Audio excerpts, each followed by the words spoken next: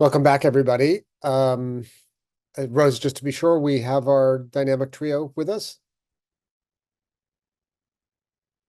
Yep, we're ready to go. Great.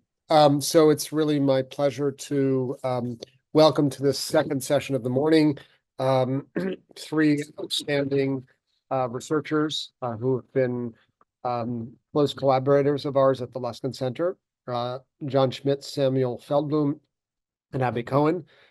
John and Sammy are the authors of a previous Luskin Center report that perhaps we can drop in the chat, devoted to the topic of contingent labor in the University of California system. That is to say, those who are working on a part-time basis. And they have really chronicled in that report the history of the rise and growth of the phenomenon of contingent labor and how it's become such an important part of really this financial model of the university.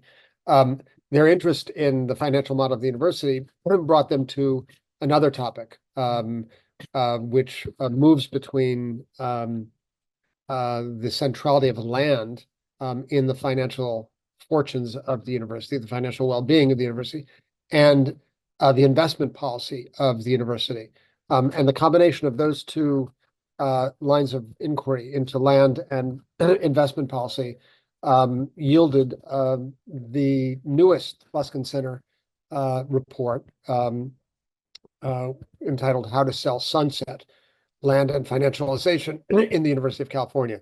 It is a really compelling read, and we're really delighted to have John, Sammy, and Abbie with us to discuss it and to really talk about the intersection of history and policy in a meaningful way. So without further ado, I'm delighted to welcome John, Sammy, and Abbie. I'll just say that they are all PhD candidates, John and Sammy in geography, Abbie in the School of Education and higher education in particular. We're here to learn about their very distinctive approach to financialization of the University of California. So please, friends.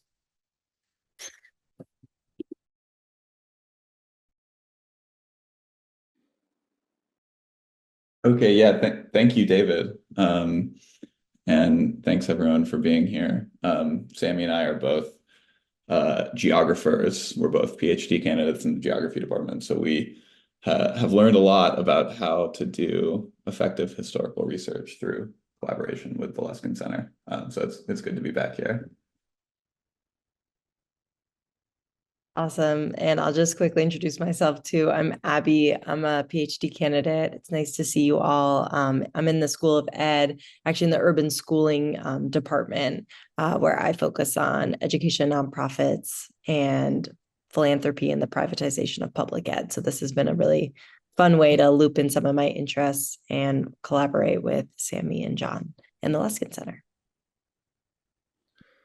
And maybe just a quick introductory note, since John and I are both geographers and sort of study like human environment interactions in different ways, it's been interesting to collaborate with the Luskin Center on this sort of project and kind of surprising the ways that these historical research projects sort of loop back in, themes of maybe financialization or thinking about labor in different sort of, I don't know, areas, like academic labor as compared to maybe environmental labors. Anyway, so there are some surprising connections, I guess, that emerge in this sort of work. But maybe we can just jump right in.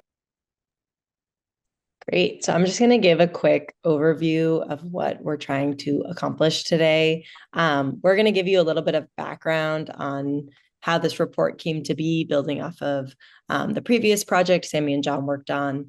Then we will share a bit more about our report, which is popped in the chat. So definitely feel free to check it out later.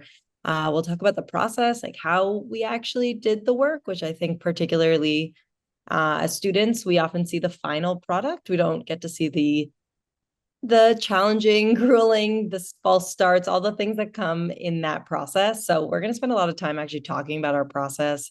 And then we'll pause for some Q&A about the report before we take some time to do a short activity where we will invite you all to kind of put on your researcher and historical and policy hats to understand the contemporary moment that we're living in today before coming back as a full group to have a discussion about that. And then you'll go off and have hopefully delicious lunches, and you'll be in touch with us because you loved our report so much and you want to collaborate in the future. So with that, I will pass it over back to you, Sammy. You're muted. Great, thanks. So this report, as David mentioned in his introductory remarks, kind of came both from a previous report that John will talk about in a minute, but also sort of from the historical moment that we were living through here at the University of California. So we had completed our last report in the summer of, or in the spring maybe of 2022. And we were starting to think then with the Luskin Center about what might be interesting to research as regards the financialization of the University of California. So the financial aspects, the increasing kind of interconnectedness of the University of California and of universities more generally with the financial system, increasing reliance on capital markets, et cetera. But we were casting around a little bit to try to find exactly what our topic would be. So we had started with the idea that we might think about the sort of concomitant rise of, on the one hand, student debt and student indebtedness. And this was sort of around the time that a lot was happening nationally. There was a lot of conversation about student debt forgiveness and what level of forgiveness there would be. And so, student debt was and remains at the forefront of a lot of people's minds in thinking about university life. And then also the the rise of endowments in that time.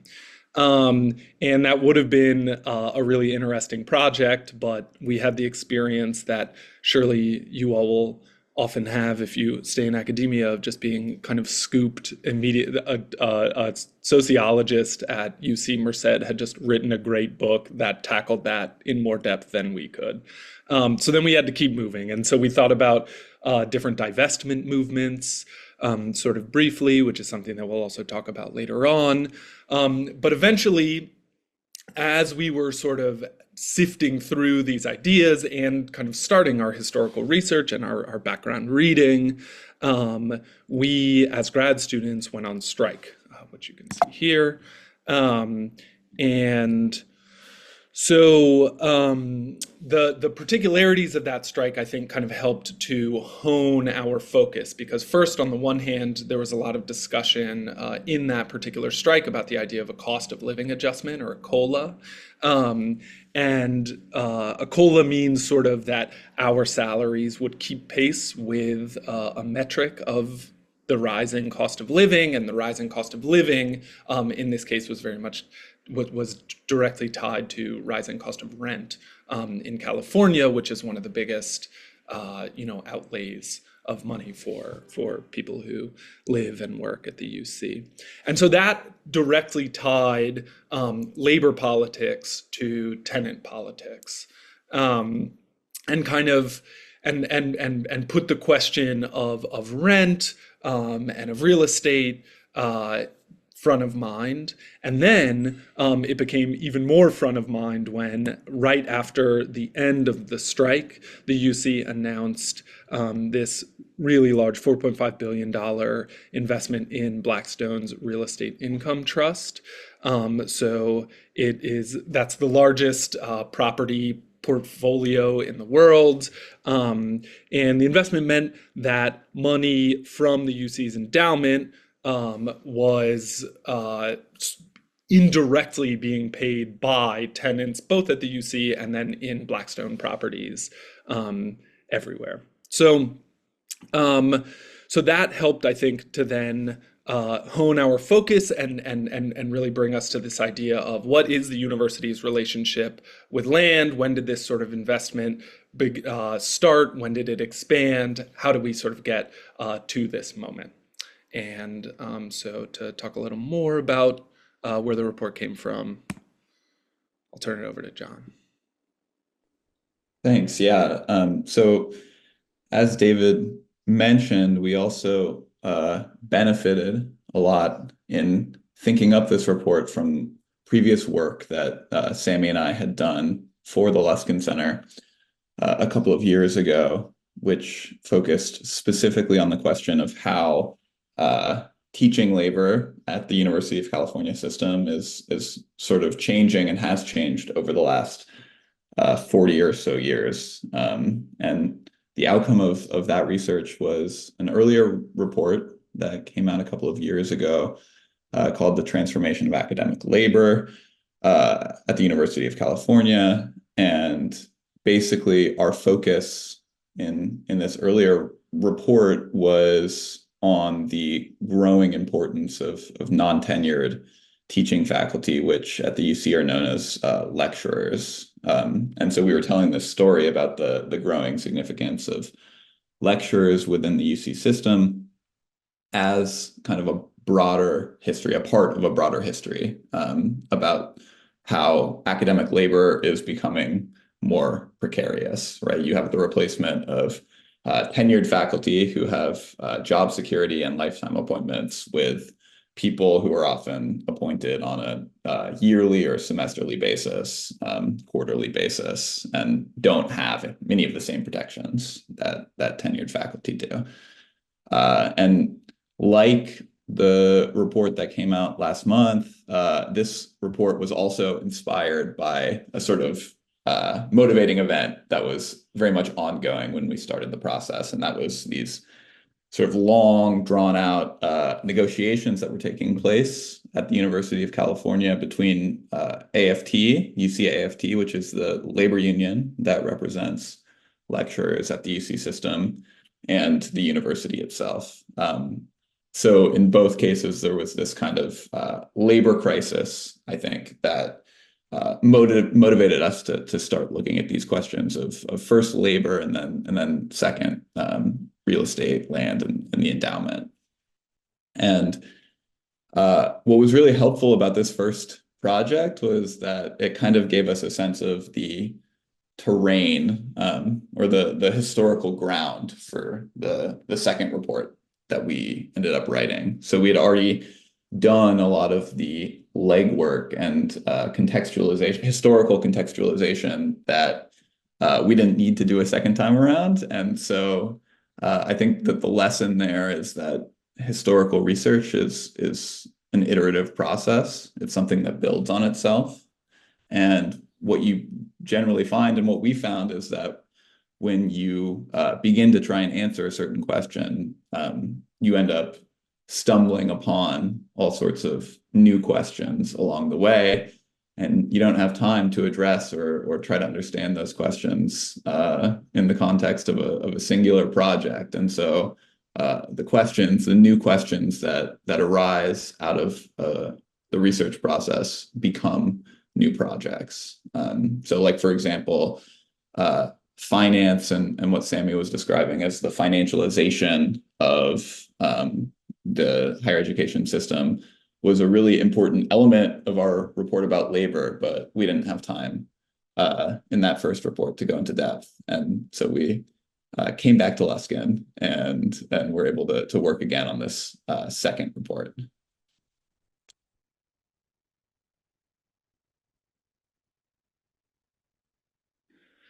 Right. So I guess just to sort of give you all a quick summary of what this second report is before we kind of talk about the process of how we put it together and our historical research process. It is Selling Sunset Land and Financialization at the University of California. And of course, we encourage you all to read it. You'll find it enlightening and exciting, and you'll be able to wow people at cocktail parties all summer with the findings. But we began by it offers sort of a longue durée history of the University of California's relationship with land. So we began with thinking about the Morrill Act, which was federal legislation that established the land grant university system in 1862, and which has also itself kind of come under increasing scrutiny. There was a big report released by High Country News a few years ago, and analyzing the land grant university system as the land grab university system, and so thinking about sort of the relationship between land grant universities and theft of indigenous lands. And so we began with kind of thinking about that sort of originary event, which establishes the university, and which is a very obvious sort of point of connection between the university and land.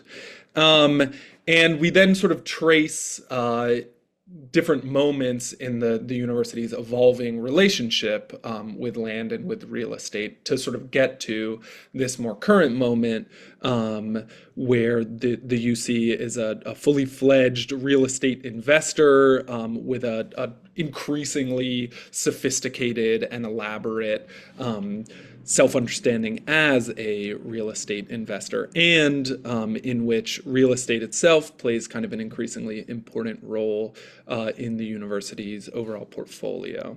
And so the sort of period that we look at most directly then begins in the 1980s, and in the period since then, there's sort of these two concurrent processes that we trace, which come together to produce the Blackstone deal. So on the one hand, there's, as I was saying, the increasing interpenetration of higher ed and the financial system.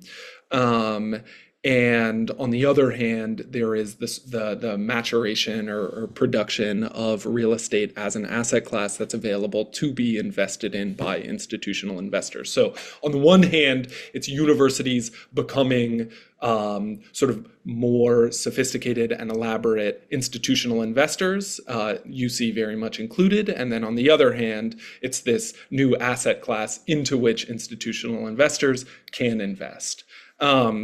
And so we tried to trace both those processes, and then that allowed us to situate the Blackstone deal that kind of kicked off our whole research process as the sort of culmination of those historical trends coming together. And that, well, it's helpful for historically situating the Blackstone deal to get a sense of, well, this kind of major event doesn't come out of nowhere, but instead sort of relates with the history of the university in all these different ways. And then also that that kind of allows for in trying to sort of work backward from the Blackstone deal, it allows for a kind of more fine-grained understanding of, well, how does the university's endowment work? How has financialization of the university sort of reshaped the way that the UC functions?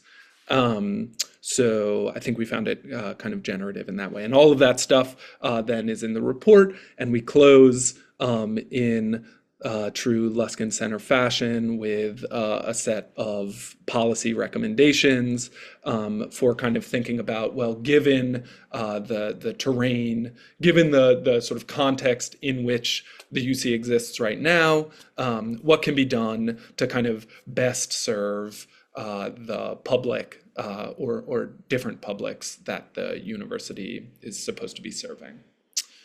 So so that is kind of what the report is about.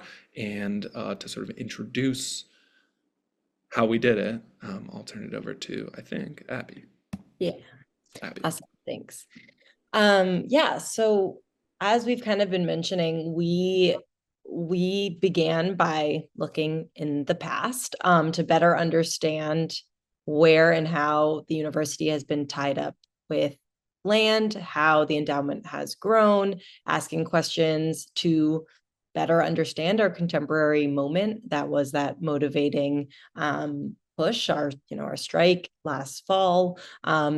So in order to understand that, and in many historical methods, you turn to the archives, particularly probably most of you, when you think of archives, think of kind of the formal, reaching out to an archivist at the library and setting up a time and looking through, huge things of old material and documents.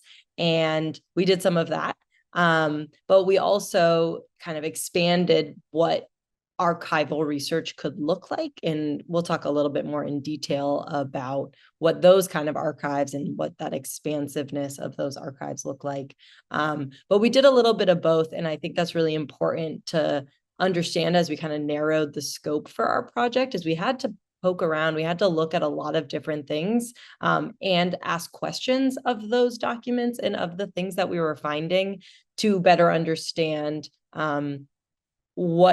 what kind of answers we were seeking. And it's like with any kind of historical work you're doing, it's your interpretation of the past to better understand your moment and or the future. So we were doing a lot of back and forth iterating between the questions we had and what was available to us and what we could access. So that was just kind of an ongoing process, and one that I think is very methodologically sound. So anyone who works in historical methods is something that you get kind of comfortable with doing.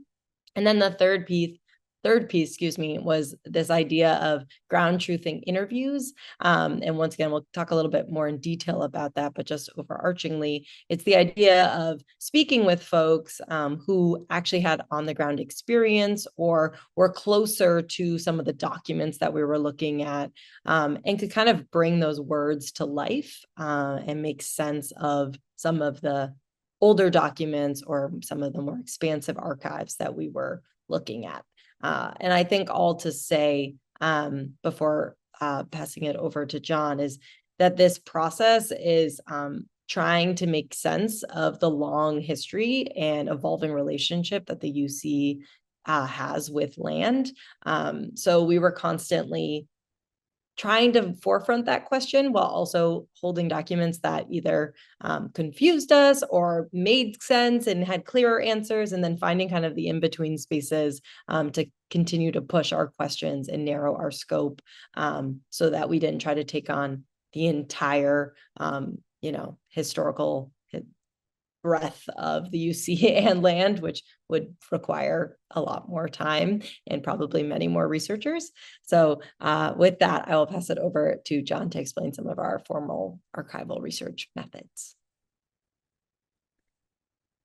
Yeah, thanks. So yeah, just to get a little bit more in the weeds here about our process, we really began the research process by turning to what we all thought at the time was like the archive, right? And so I think, like Abbie mentioned, we had an idea in our head about that, which was like, okay, we have to actually go into special collections in the library and see what we can find there, because that's archival material, right? So we got a lot of help navigating these materials. None of us are historians by training, so we were able to benefit tremendously from both a postdoc at Luskin named Ben, who was able to help us out, along with the librarians at UCLA Special Collections, who had a much better grasp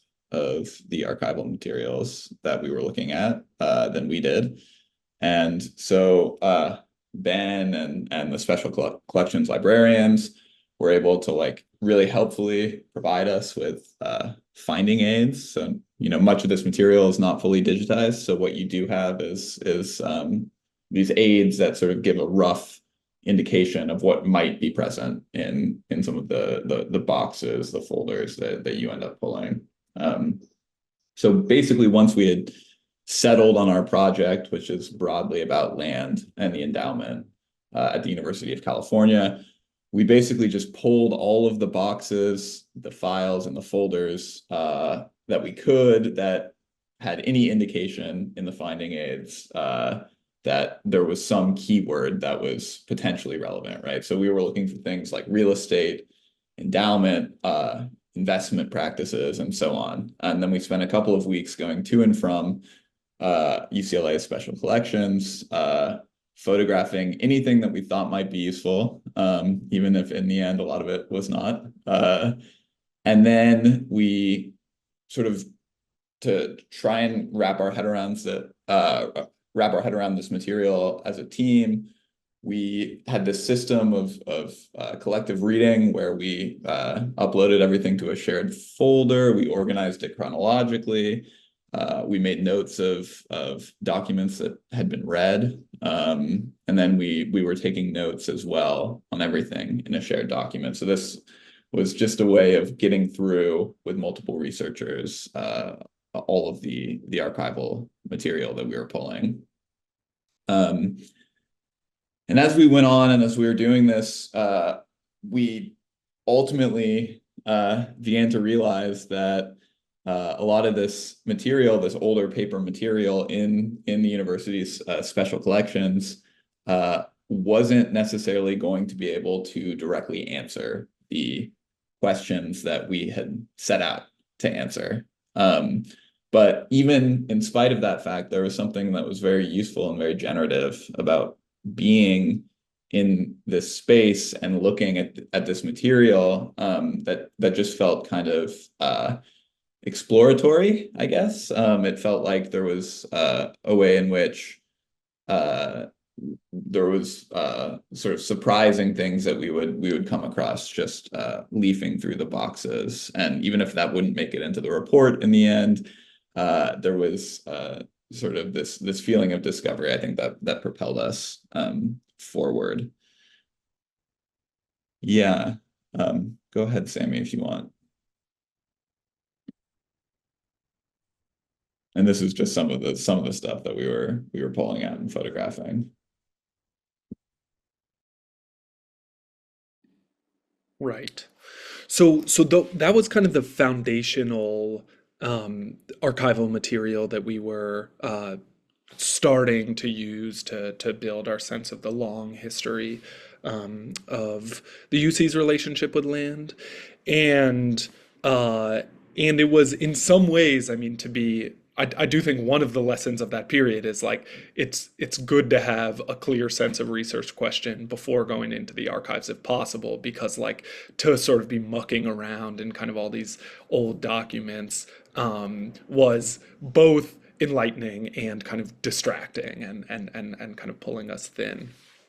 But we had something of a breakthrough moment maybe when we moved our attention historically forward. And so we kind of, we tried to think about the more immediate antecedents for the university's current relationship with land and real estate. And then we kind of concomitantly found, or at the same time, we found these more directly relevant archives, if you will. So I think that there was some romance for us maybe also of the idea of like dealing with the special collections archives, and it is kind of fun and exciting to be dealing with these documents from 1915 or whatever, and it feels like sort of history with a capital H kind of. But these other archives were on the one hand the annual reports of the UC Investments Office, and then on the other hand the minutes of the Investments Committee of the Board of Regents, and they're just available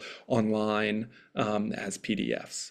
And so we looked at maybe 2.5 decades of these archives, and they really broke the project open for us.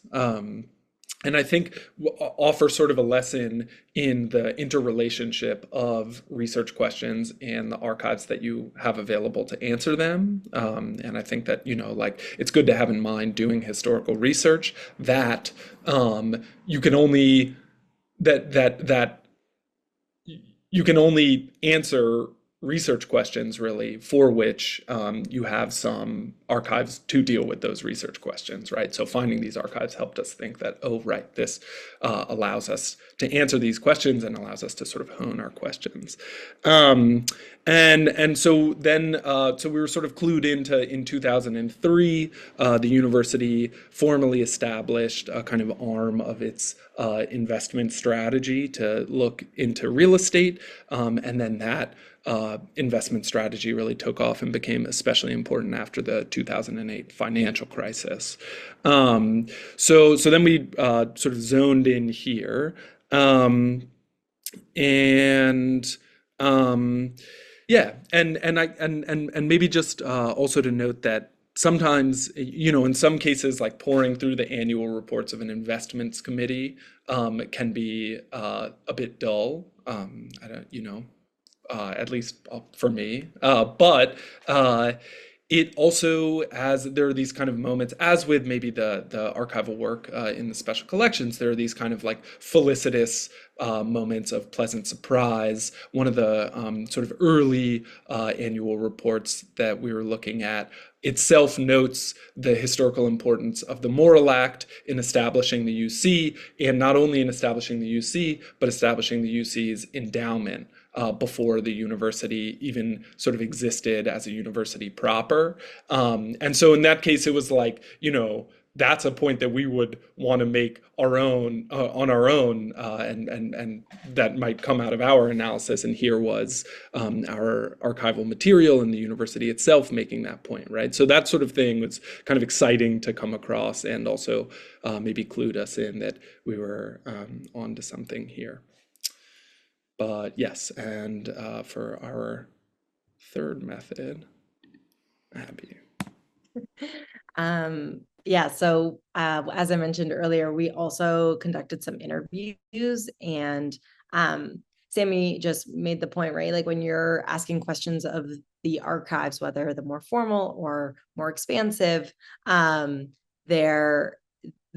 documents can't respond to you. They can't like give you an answer verbally. So you have to interpret, you have to make sense of it in your own way. So we, Sammy, can you go to the next slide? We ended up having some interviews with various stakeholders to what I think we described already as ground truthing and contextualizing some of the historical documents and the historical research we were doing.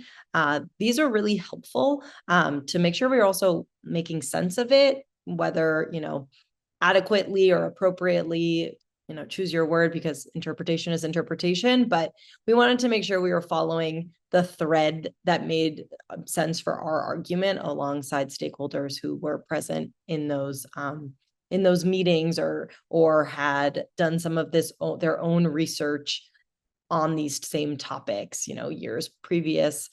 So some of those people included current and former investment personnel, researchers from labor unions on campus, former student regents to the UC regents, a tenant organizer at Blackstone Properties, and then academic experts on the UC system. So some of the questions we asked are now should be visible on the slide. And I think it's just important to highlight that there is just so much that can be learned in some of these more informational interviews and or just, qualitative interviewing that can push your original inceptions or ideas. And there can be responses that may conflict with what you've been in the archives seeing and or experiencing. And no matter which way it goes, you're going to learn something that will then kind of guide your project further and help you make more sense and narrow what you're really working towards and arguing. So speaking with these people were really, really helpful and just kind of lifted up some of the other work we were already doing. And with that, I will pass it over to John.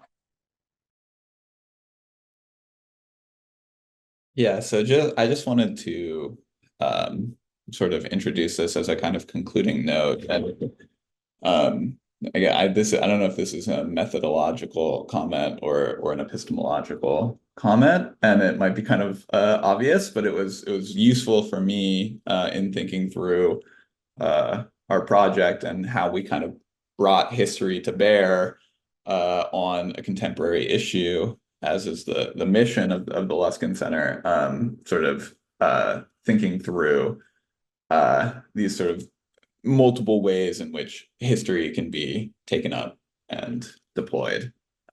Because ultimately, historical research is, in some sense, always historical interpretation. So you're taking the history and molding it to make it relevant to the particular project or the particular questions that you have in mind. And so, especially for Luskin, which emphasizes the use of history to address contemporary issues, I think what we found in our report and in writing it is that what this really means is that there are two ways that historical research can be mobilized. So you can use history as a kind of an analogy for the present, and you can use history as a sort of way of causally explaining the present. And throughout the research process, you're obviously always doing both, but maybe it's helpful, or it was helpful to me, to kind of just disentangle, at least conceptually, these two uses of history. So first, you might refer to history as a kind of analogy for some kind of problem or question that you're confronting in the present. And this might prompt you to ask questions like, okay, to what extent does an earlier situation resemble a situation in the present? And I think, as importantly, to what extent does it not? So how are the circumstances different in the past versus now? And what do those differences perhaps reveal? And then the sort of second way of applying historical research is the maybe more obvious one, and it's the idea of approaching history causally, right? A series of causes that lead us to the present. And if you're using history causally, you might be asking questions like, what earlier moments are necessary to understand the current situation? How, in other words, did we get here? What policies or precedents shaped actors or institutions in the present? And in our report, and I think in all historical research that tries to be relevant to the present, we were kind of doing both, right? We were doing this causal historical research and this more analogical historical research. So for us, for example, what we really needed to understand causally was how the UC became a real estate investor, which really, as Sammy laid out, required understanding specific policy changes that were taking place within the university's investment office, really beginning in the 21st century. And so to get to the Blackstone investment, which was like the event that kicked off our whole process, we needed to go back to 2003 and understand the series of steps that enabled such an investment to take place.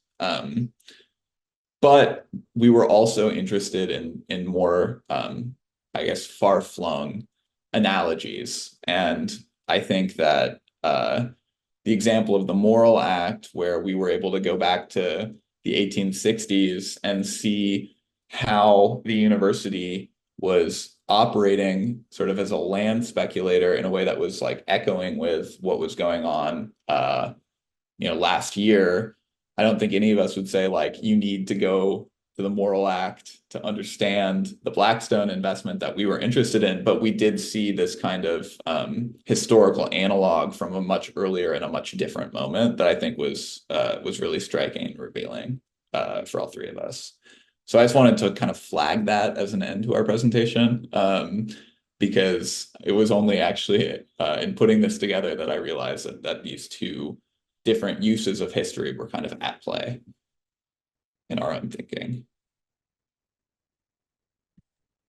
Cool. So before we go on to our activity, where we're going to invite you to kind of think with us in these two different approaches that John just offered, do you have any questions or comments about our work? Yeah, go ahead, Alexandria. Hi, thank you for the opportunity and thank you guys for presenting to us. This is really an awesome piece of research. My question to all three of you is, okay, so as I'm recently graduated undergrad and exploring graduate programs, specifically PhD programs that would be a good opportunity to house my research. I'm curious, did either of you three have any idea that you wanted to research real estate, or did this did you kind of find the research question and then have to work to get your advisors on board and get your department on board? If you guys could speak a little bit about that, that would be really generative.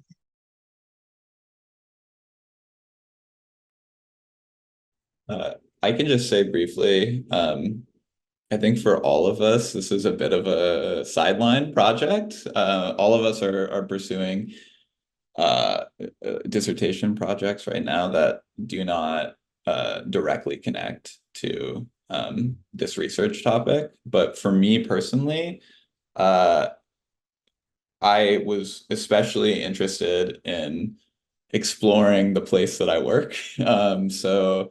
I wanted to know more about the history of the UC system. I wanted to know why things were the way they were in my workplace. And that is what led Sammy and I to our first report, which was about the future maybe that we see for ourselves, which is not on the tenure track.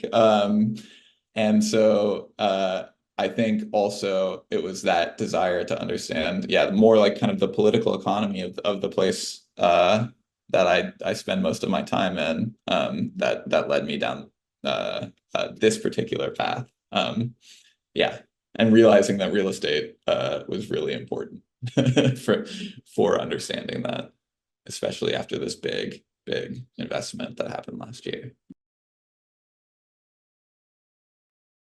I could just pop in to say, yes, like echo what John said, that this is definitely a sideline project. But I think you're in the right place. I would just begin there, because how I got looped into doing some of this work was coming to this summer institute and hearing about projects happening at the Luskin Center after my first year of my PhD program, and just getting to know the kind of work Luskin did, linking history and contemporary policy, and hearing about all the different types of projects that maybe tangentially connected to my interests, because ultimately, like, my research interests are about, linking historical practices of the past to contemporary public educational policies today. And within that comes a lot to do with like the political economy, and also just housing and real estate embedded within that too. So I guess I just say that, sometimes you don't really know where your research interests are going to take you, but having kind of that expansive mindset of finding those connections and building those bridges for your own work will also allow you to deepen the work your dissertation work or your thesis work. And I think that has been also really helpful for me, like working on this project with Sammy and John. There are ways I link it back to my own work, to like the financialization, for example. It's a similar process that happens in public education in the K-12 space. So that is probably how I respond. And maybe just super quickly, I mean, I think that's something that is nice about having this sort of sideline project and ongoing relationship with the Luskin Institute. I don't mean to gas you all up too much or anything, but it's lovely to be able to sort of like the time that that we've been on campus has been a sort of riveting time in the history of the UC. There have been these big strikes. Now there's another strike. And so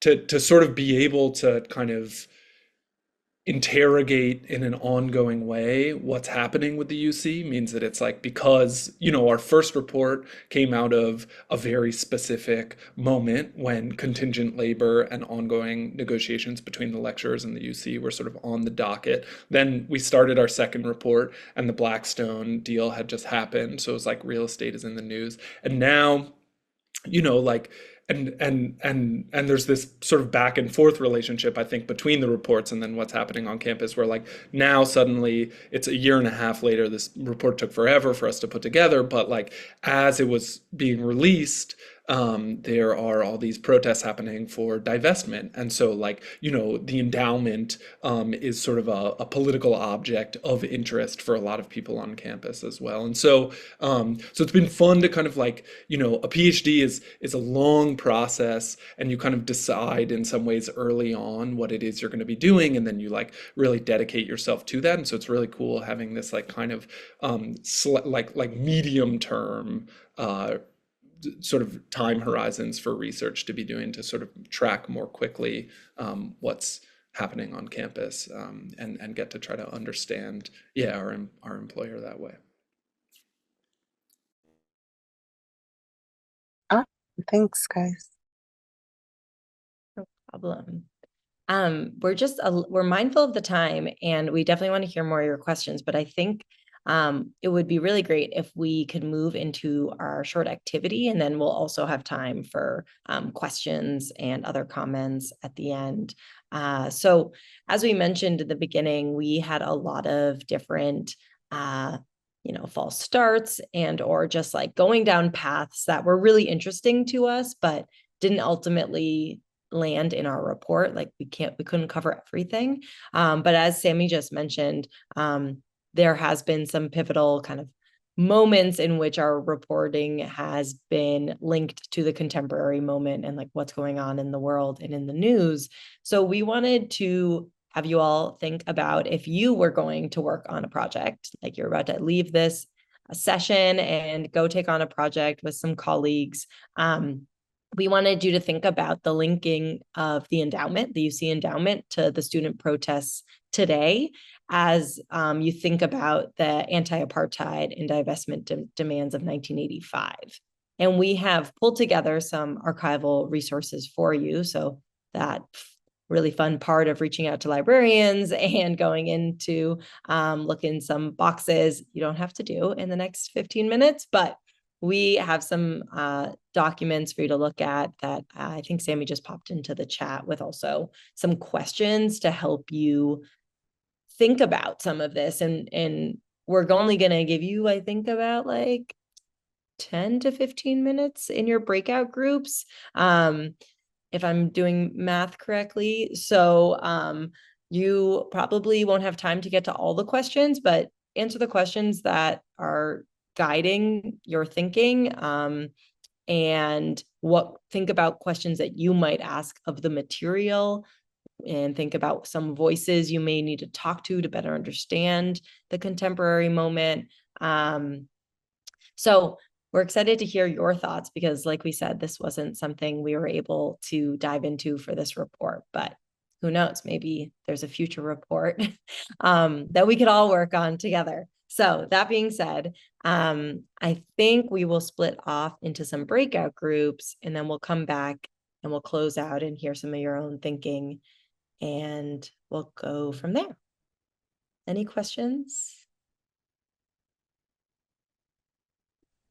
All right, I will go ahead and open all of the breakout rooms. I'll be here in the main session if you have any questions, and our speakers will be here as well.